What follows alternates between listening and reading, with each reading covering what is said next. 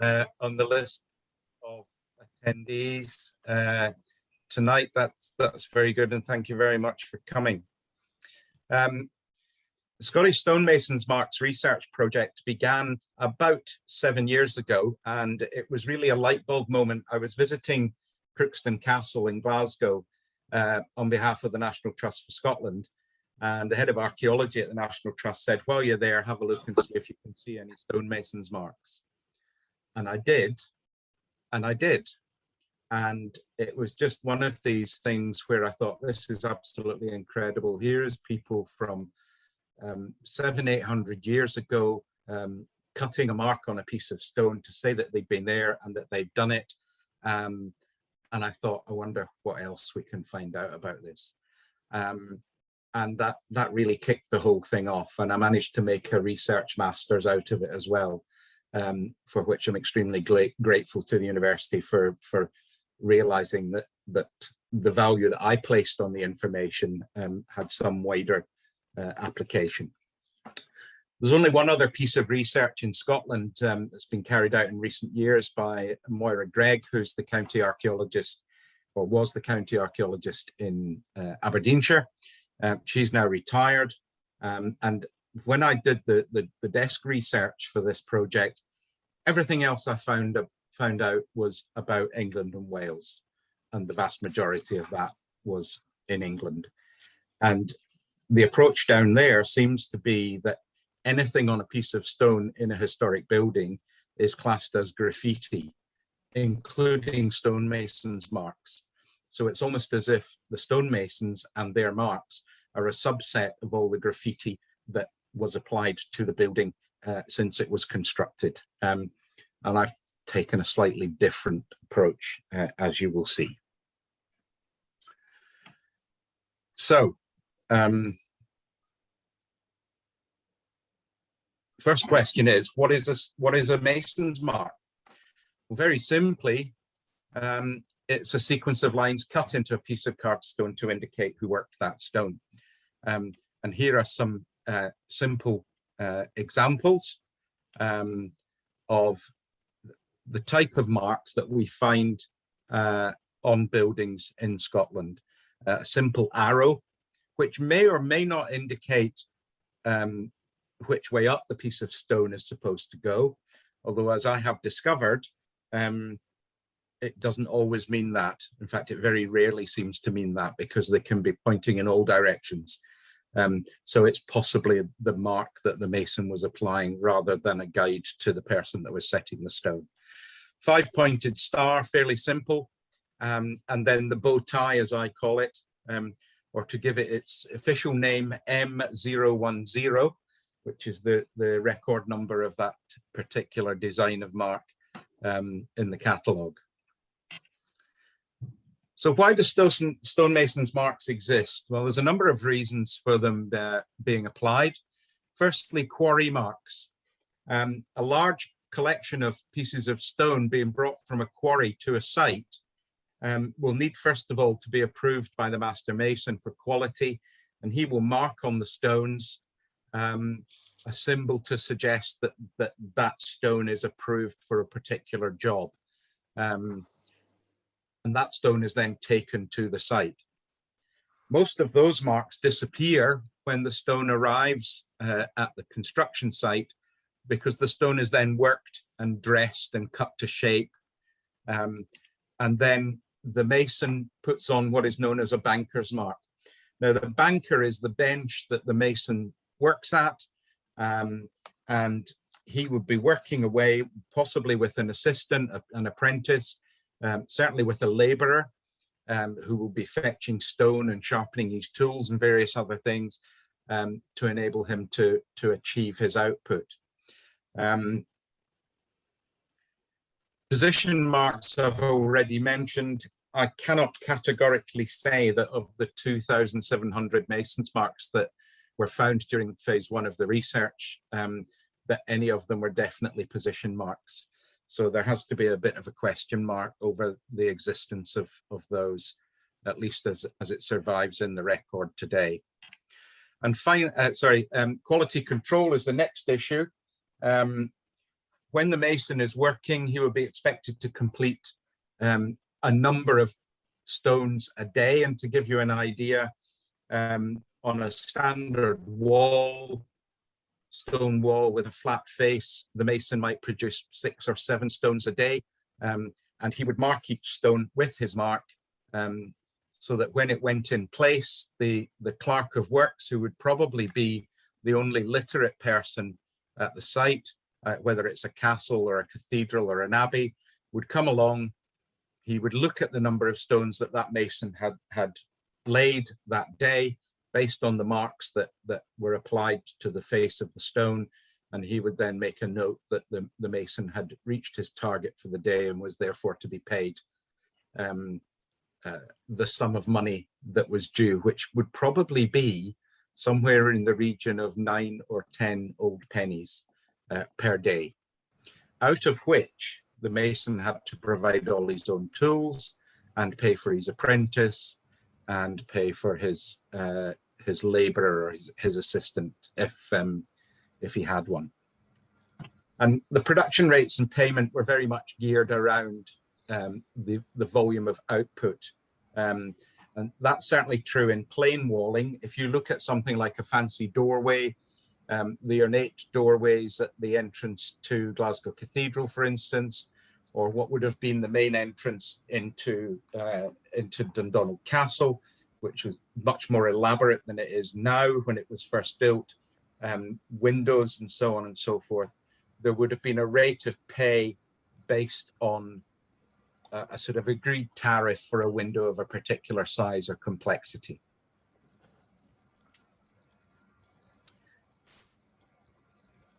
We looked at a number of different ways of recording the marks, and as you'll see from the photograph here, photography isn't always very easy. Certainly not when you're a photographer of my caliber, and that is a fairly typical example of what you might find when you went looking for a mason's mark. So it's not always very easy to find them and get a clear image. The second picture has the red lines marked on to show you the position of each of the 5 cuts. But even with that, it's not particularly clear to see exactly the shape and size of each mark. Here's a couple more examples. This one, you can see that the mason has actually run out and not completed the bottom line all the way up to the left-hand corner.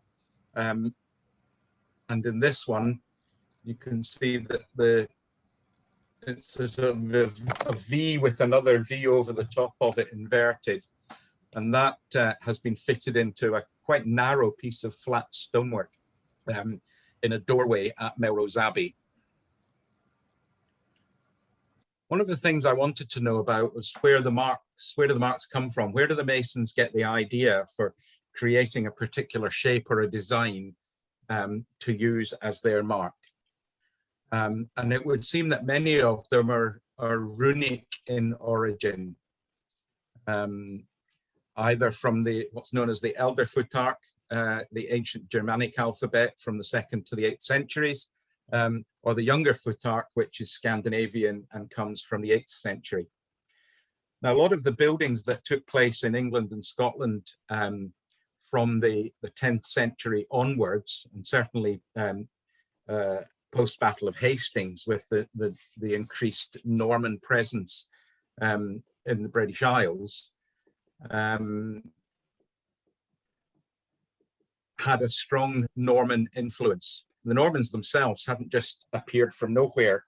The Normans, or the Norsemen, as they were originally known, had been Vikings who'd been traveling on the west coast of the Atlantic seaboard, sorry, the east coast of the Atlantic seaboard, and had settled in what is now northern France, in Normandy, and had brought with them various styles and traditions.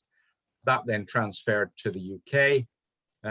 And indeed, when David became King of Scotland in 1124, his whole life had been spent at a heavily Norman-influenced English court. So when he came to Scotland, he brought with him members of his own personal court who had the experience of living the Norman lifestyle.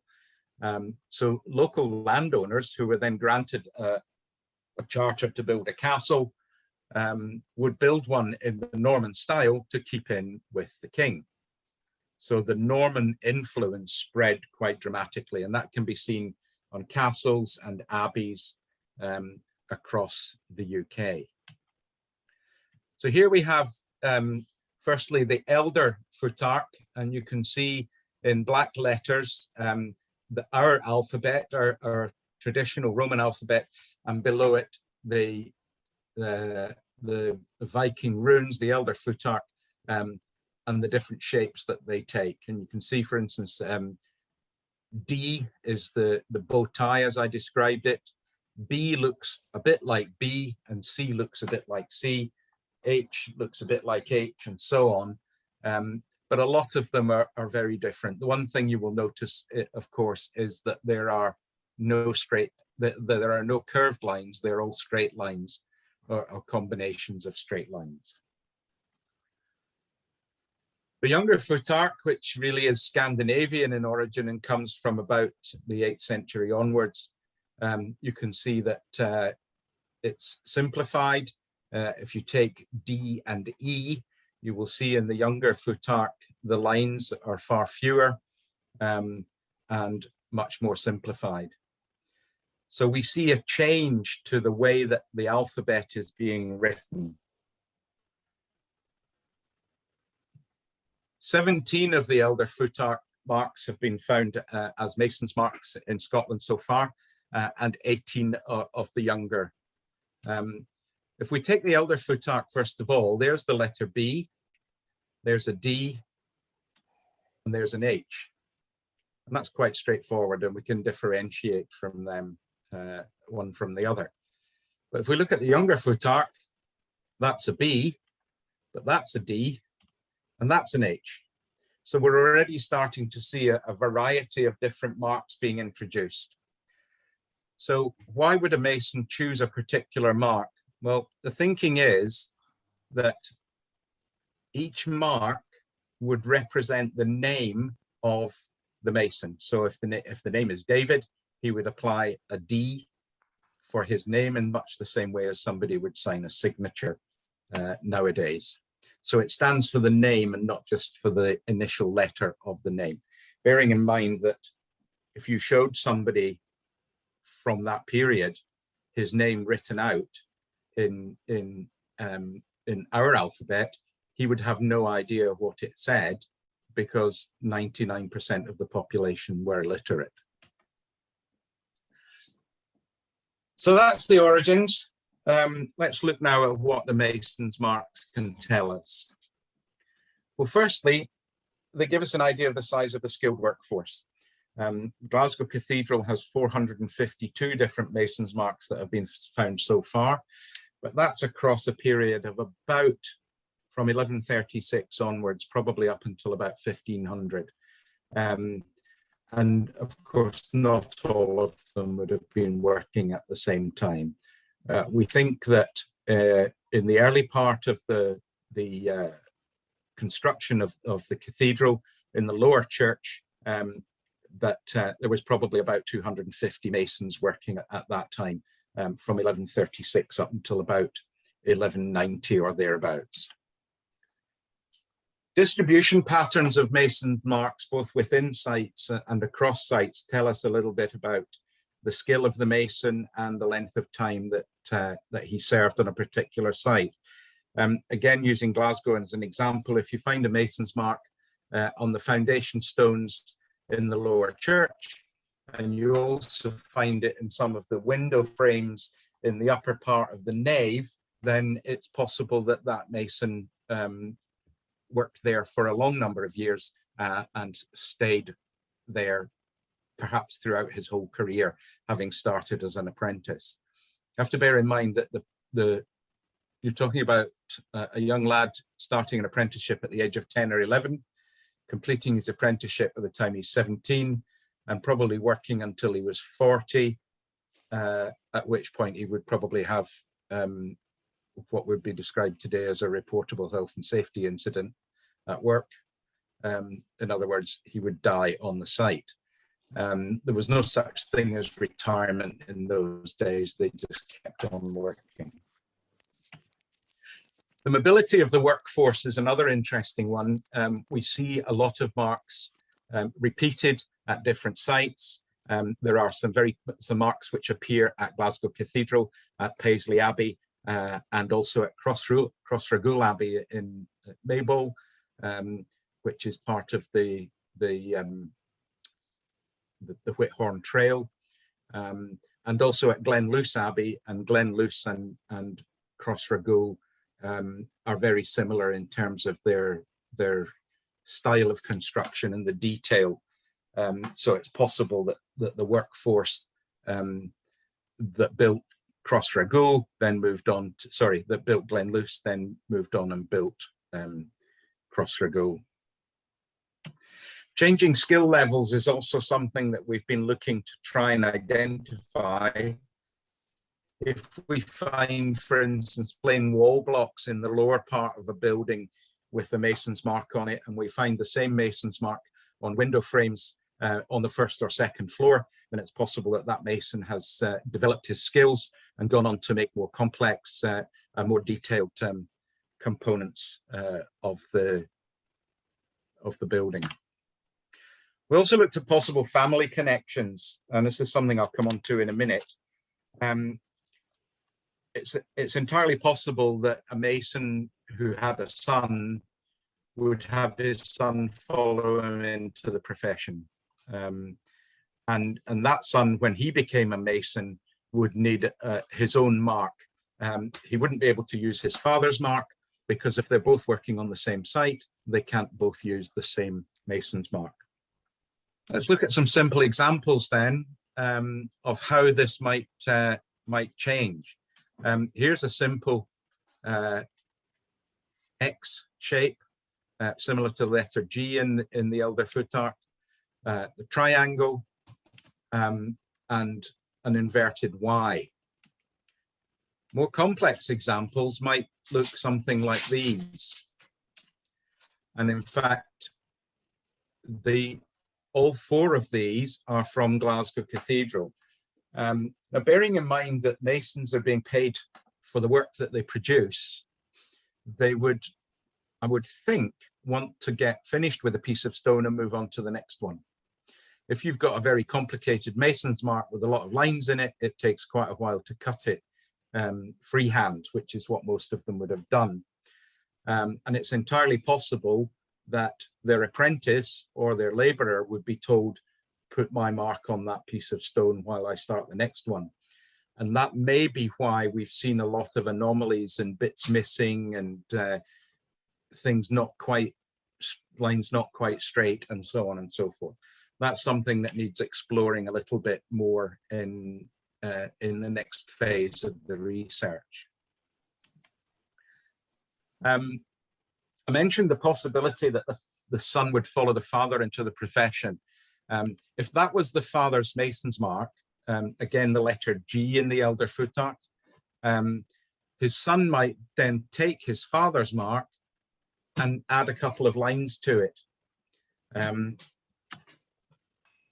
Or he might change slightly the position of the X by adding different tails to the tops. Or add 3 tails, or even 4. And all of these have been found at various sites.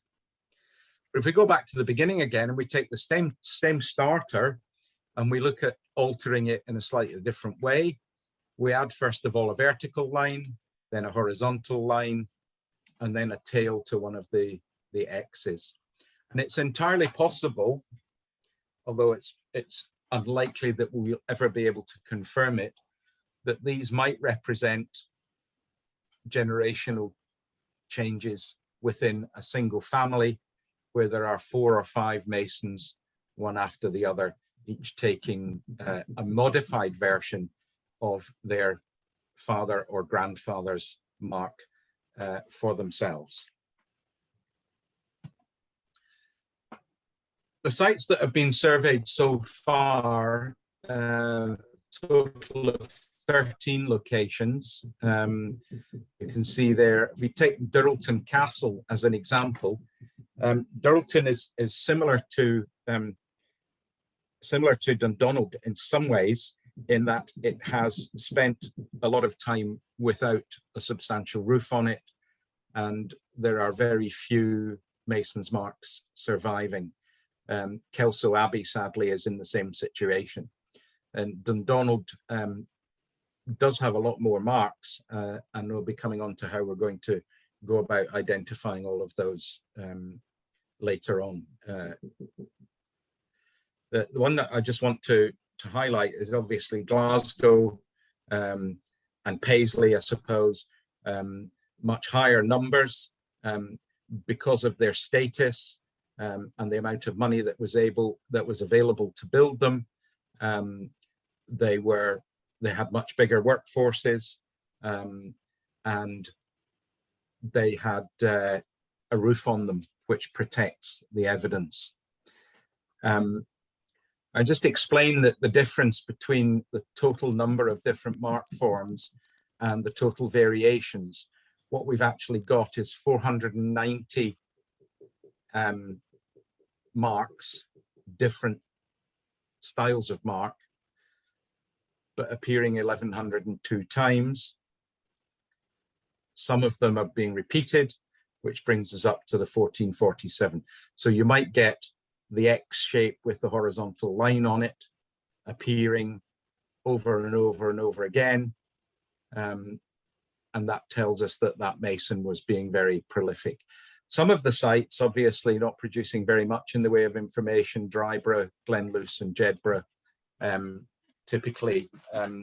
Quite pleasingly, Crossraguel Abbey had quite a lot of evidence, not least because the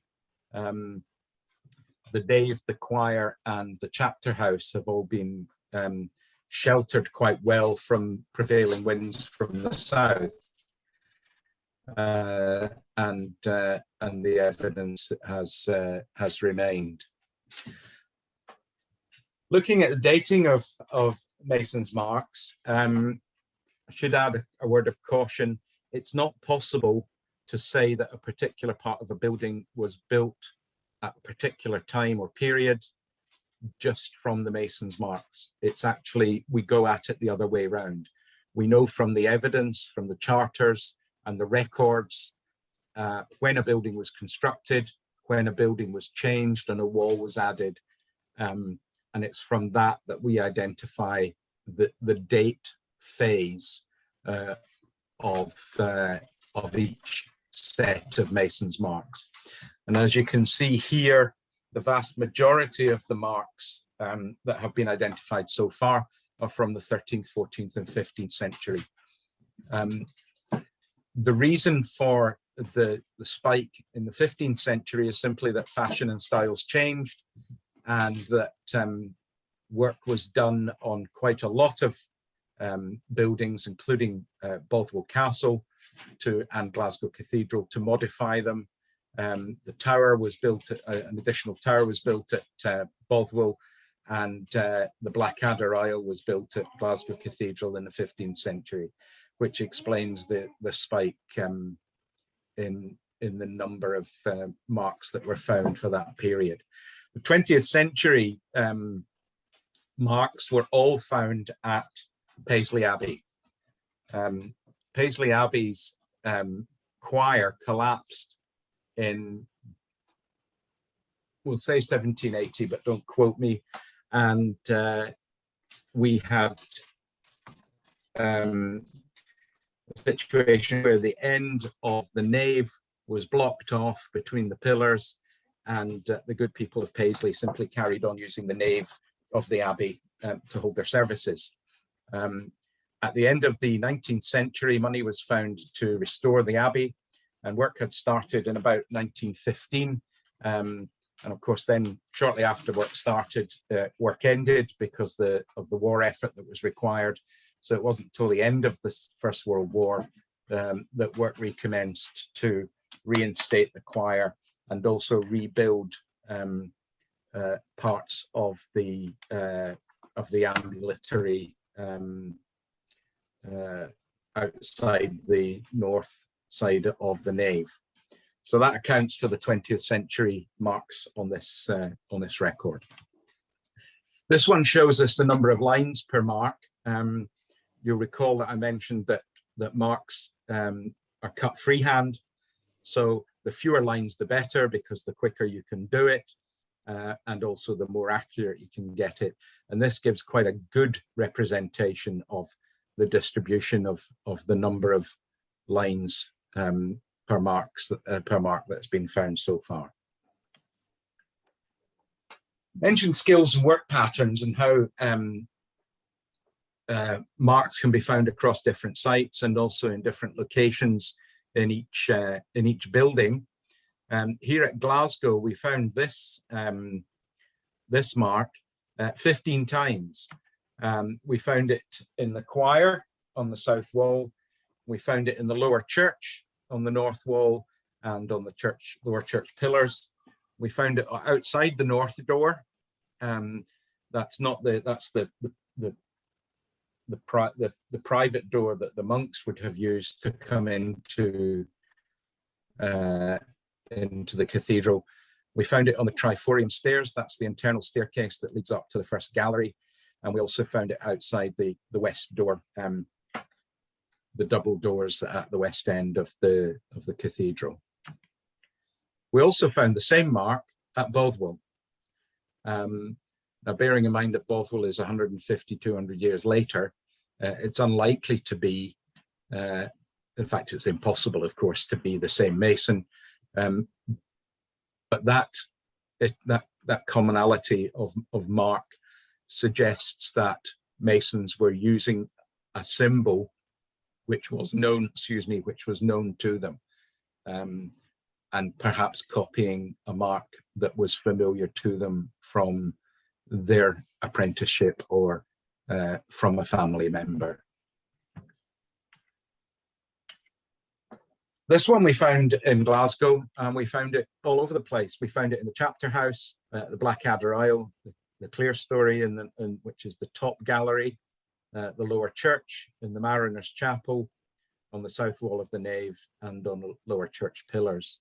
Now, it's interesting to note that the Blackadder Aisle is about 300 years after the cathedral was built, and yet here we have the same mark appearing.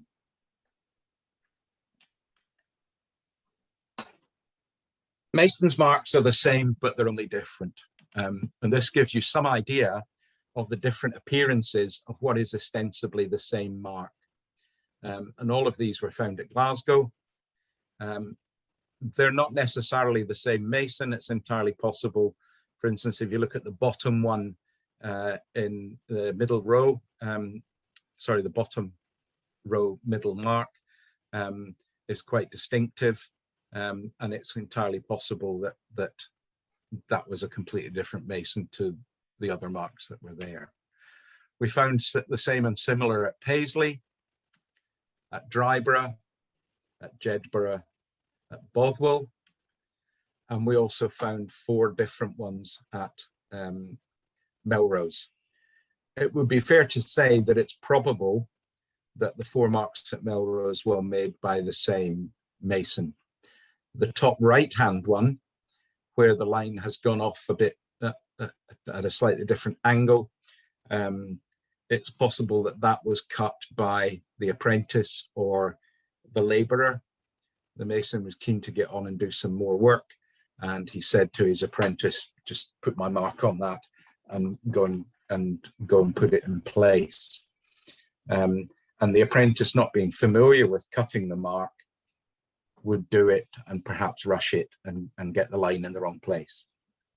The reason the apprentice wouldn't have his own mark is twofold. Firstly, he hadn't completed his training, so he hadn't become a qualified mason, but also that he wasn't paid by the organization that was responsible for constructing the building. He was paid by his own master, the master mason, who was responsible for his training and upkeep and so on and so forth. Here's something a bit different at Glasgow. one of the things that I learned fairly quickly is that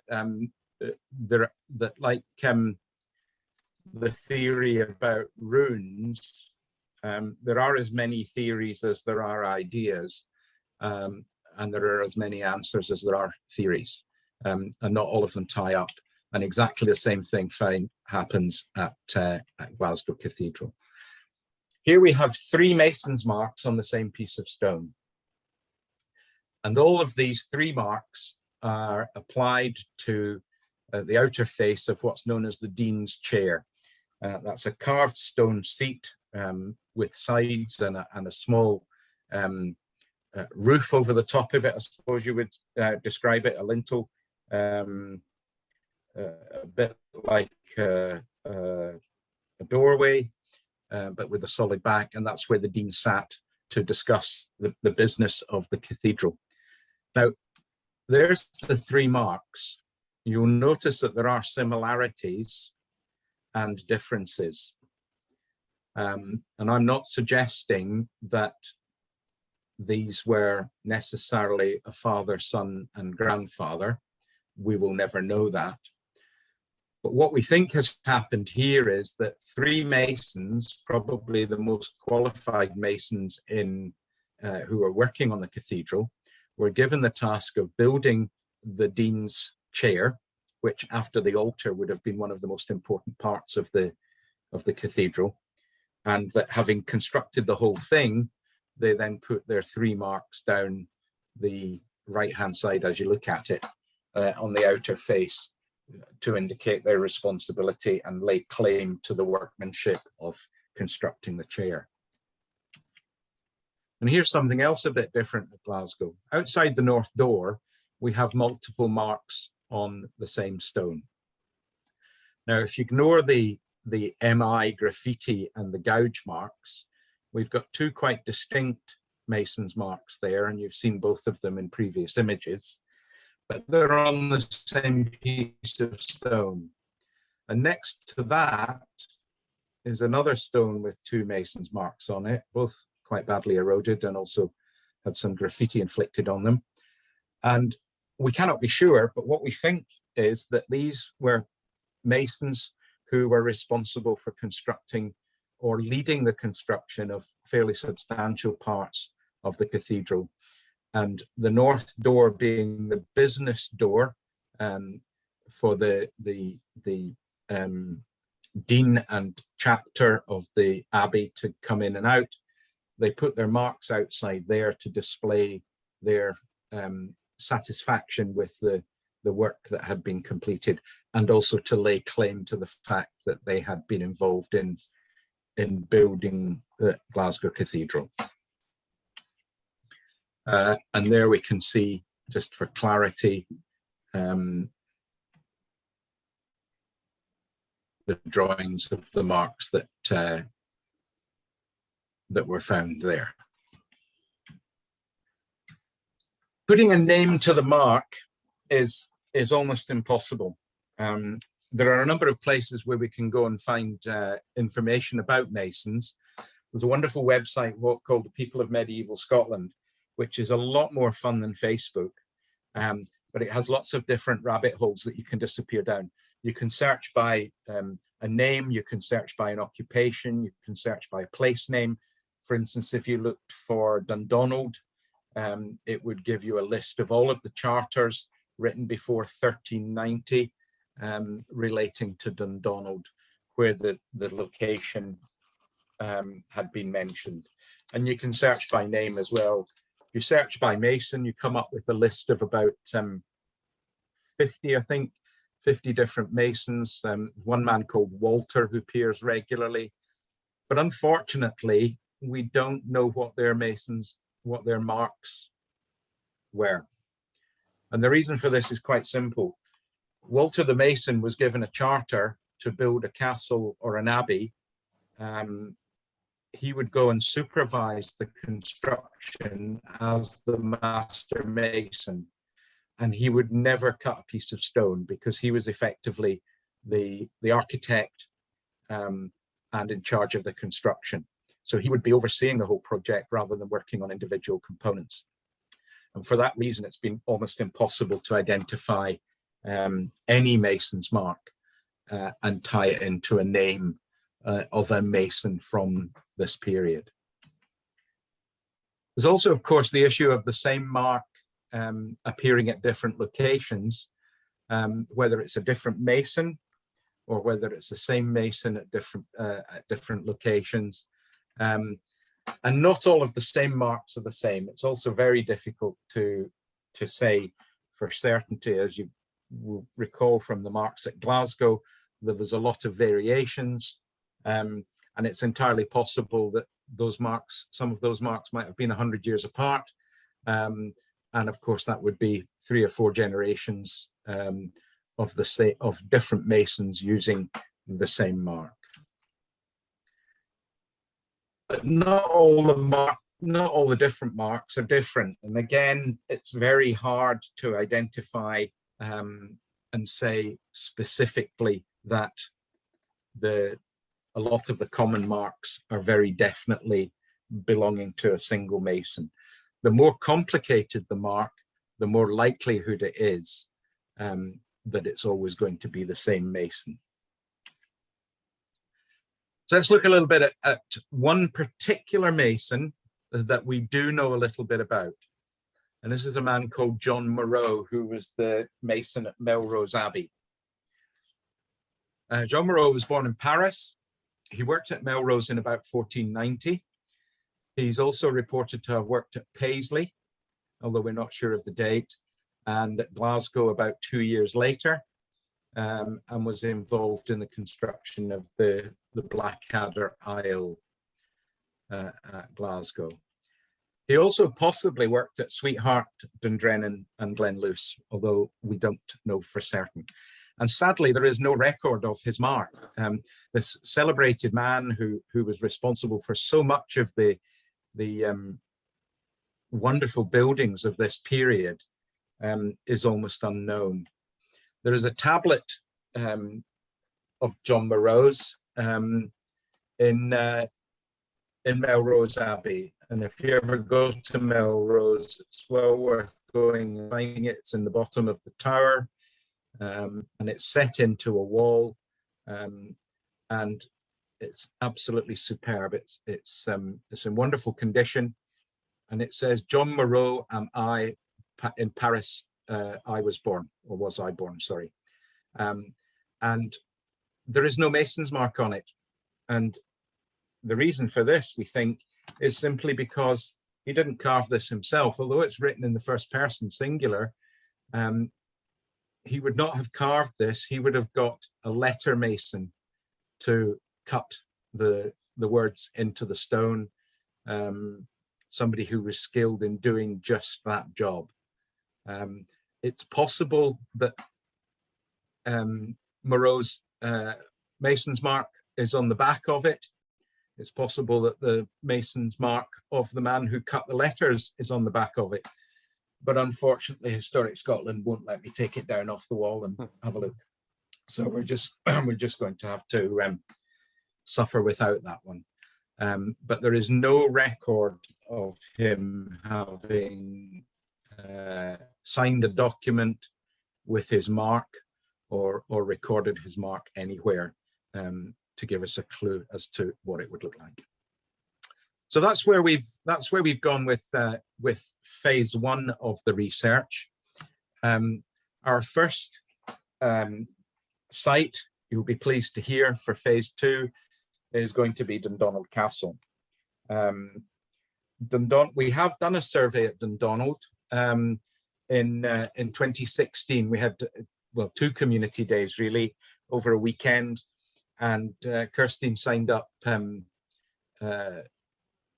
most of the primary school in Dundonald to come and search for mason's marks, and kids came along. We had 4 different groups, 2 each on Saturday and Sunday, and they came along and they recorded everything they could find. Every crack, mark, chip and lump out of any piece of stone that they could see was dutifully recorded. And my intention is that we will come back and carry out a more detailed and slightly more rigorous survey and record accurately, including location, all of the mason's marks, and separate out a lot of the other bits and pieces that were recorded. There were some very interesting results at Dundonald. We have some images. As I say, they need verification by further survey, and we will get to that. Here are some of the marks that we found at Dundonald. Now, certainly top right and top left haven't been found anywhere else.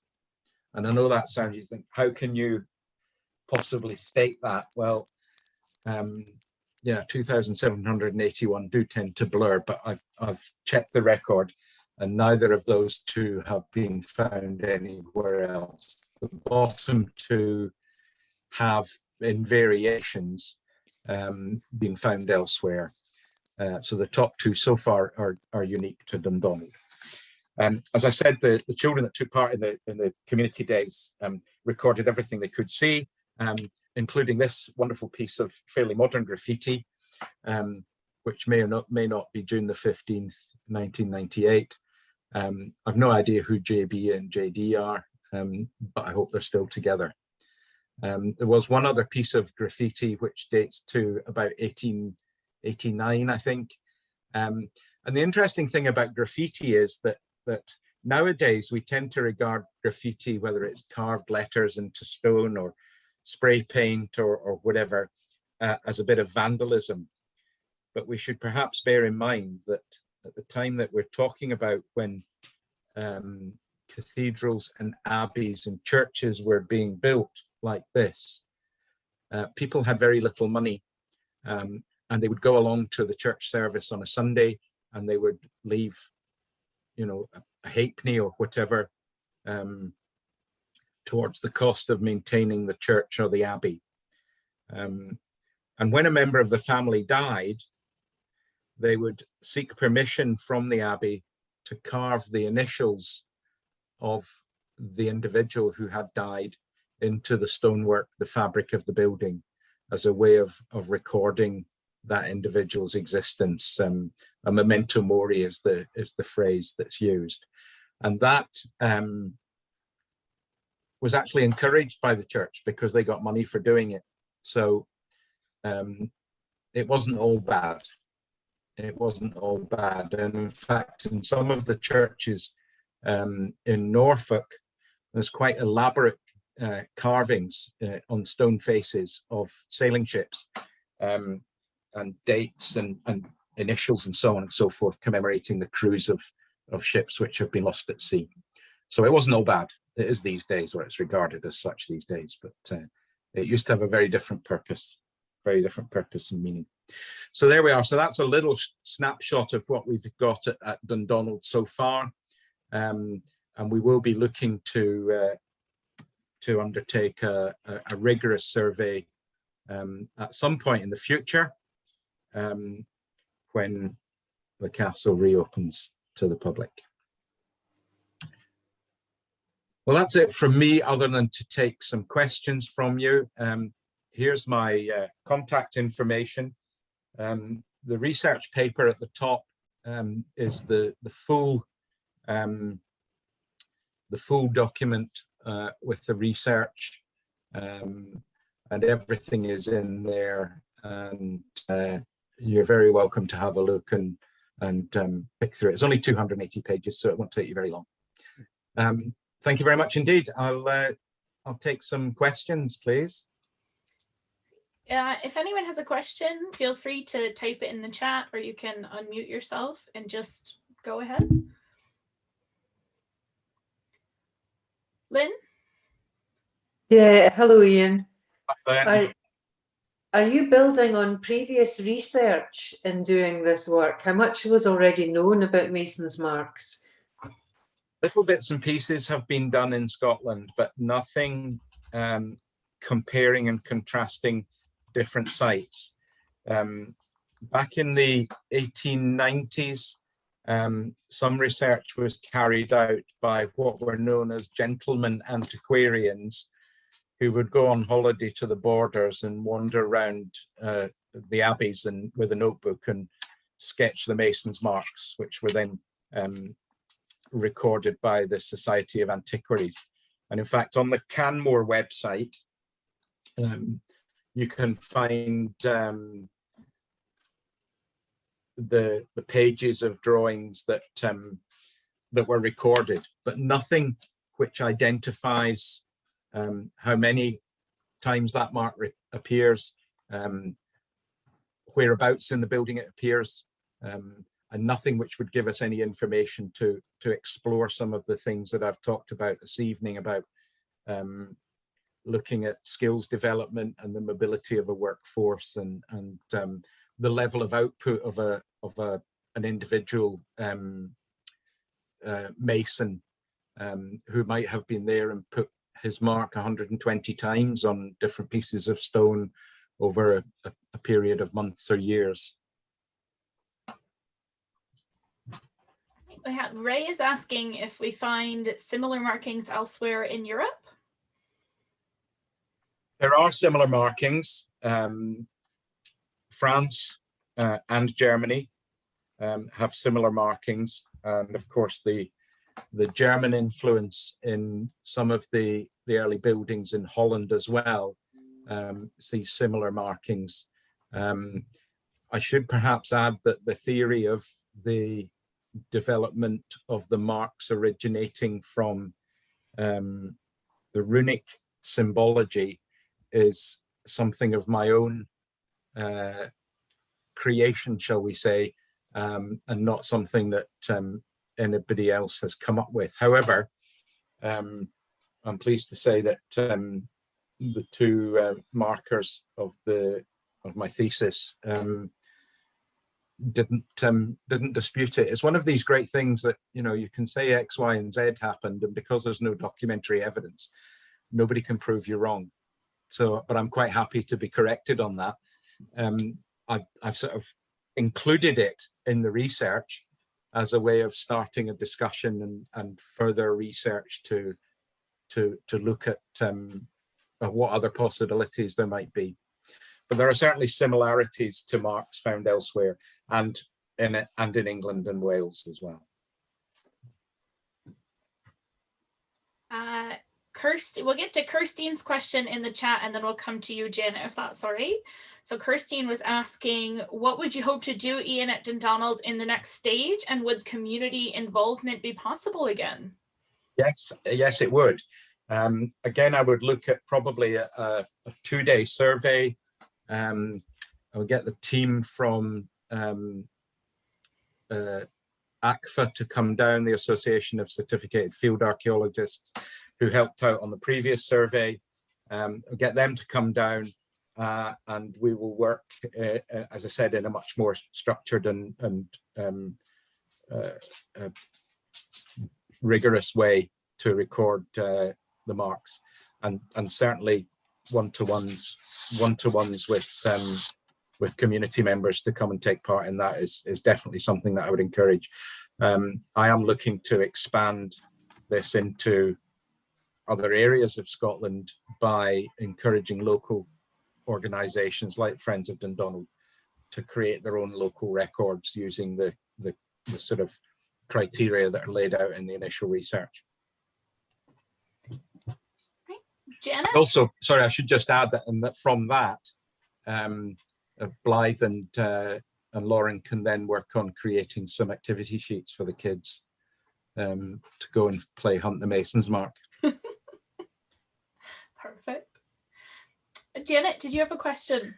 Yeah, hi Ross. I was just going to ask, obviously they made these marks to say, you know, I have completed this piece of work. Was there any indication that that would be done, you know, that maybe this would be saying, right, this bit of work is now completed, now I get paid for this bit of work because I've stamped it with my mark, kind of thing? Or is there just any other purpose behind them that you've come across? Well, apart from the quality control issue, and Yeah. certainly there would be an element of pride in saying, well, I built all this wall, so and it's got my mark on it. We're not quite sure how the payment system worked in terms of you might do 7 stones one day and 6 the next and 7 and 7, and whether you would be paid at the end of the week or paid daily or whatever, we don't really know. There are some records of payments methods much later, 16th, 17th century, but we don't know whether they applied in this period in the 12th and 13th century. Whether we'll be able to identify anything from charters, I don't really know. There's a lot of work going on charters from the sort of post 1390, and it's possible that we might be able to pick up some bits and pieces from that. Thanks. Mind if I just ask a question? Yeah, sure. Before anyone else raises their hand.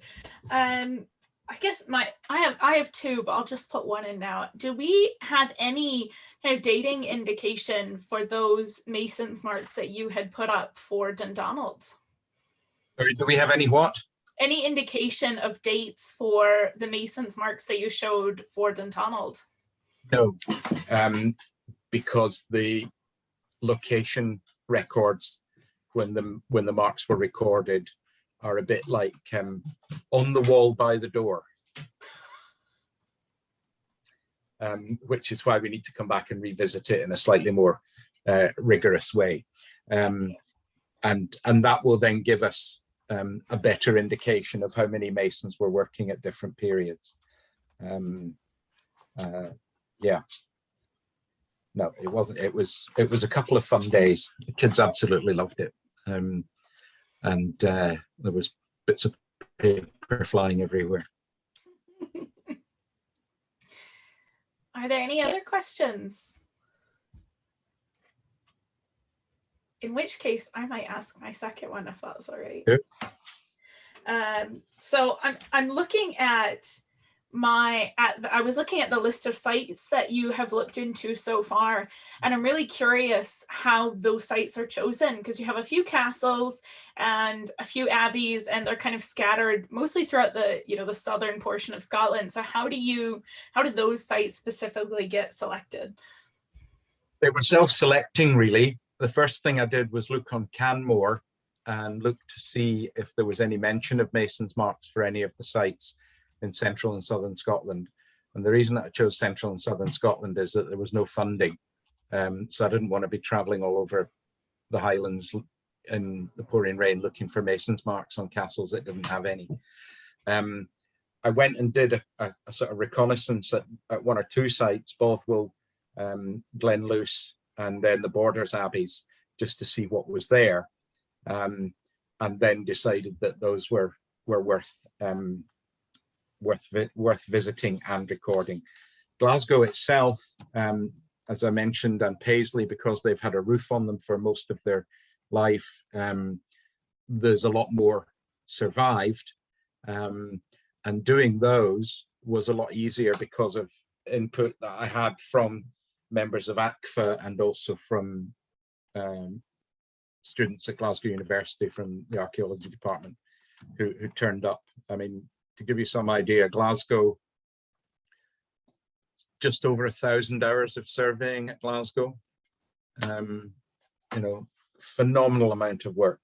And yeah, I don't want anybody thinking that I did it all on my own. I certainly didn't and couldn't have done it without an awful lot of help from people. And it's one of these things, it's either for you or it's not. You go along and you have a look and you think, oh God, this is boring, more scratchy bits on stone. Or you think, oh, look at that. And after about half an hour or so, you start to get your eye in and they start to pop out of the surface of the stone. By 3 o'clock in the afternoon, every piece of stone is just a blur. So it does take a bit of training and a bit of patience and perhaps doing it in small chunks. But the intention, as I said, is I've been asked to go up to the island of Lismore and talk to their historic society. They had an abbey in Lismore, which was the Abbey of the Isles.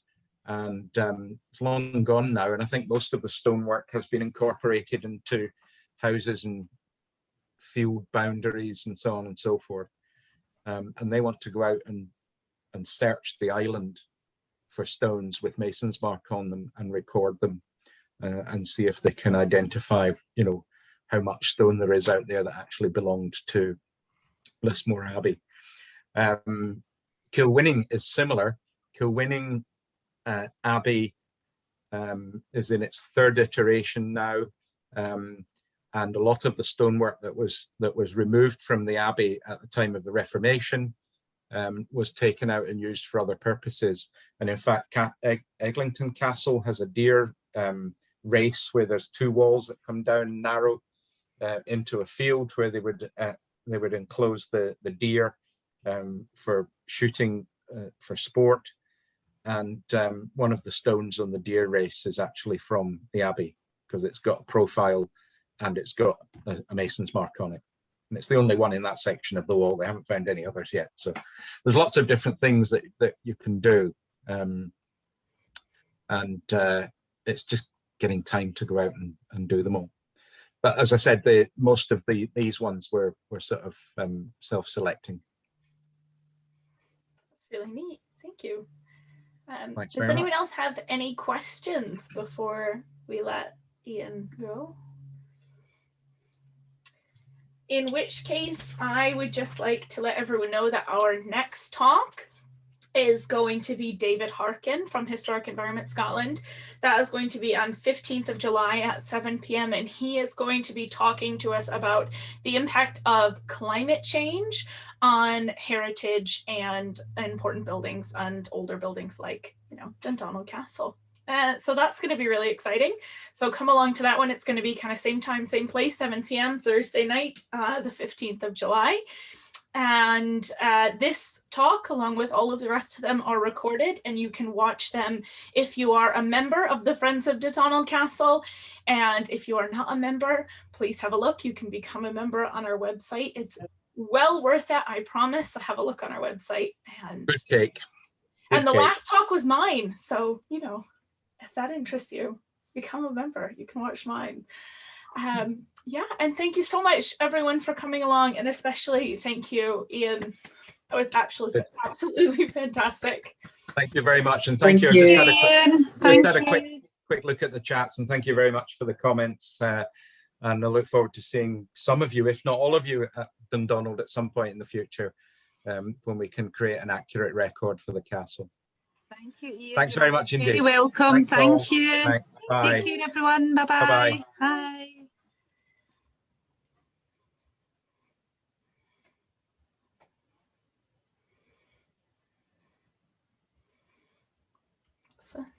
Thank you so much, Iain. That was really fast. You're welcome. You're welcome. Thank you. Was that what time is it now? Oh, it's 8 o'clock. Perfect time. Perfect. That was great, Iain. About 3/4 of an hour usually. I took a few bits out because some of it will go into a lot more of the sort of technical detail, distribution patterns and so on.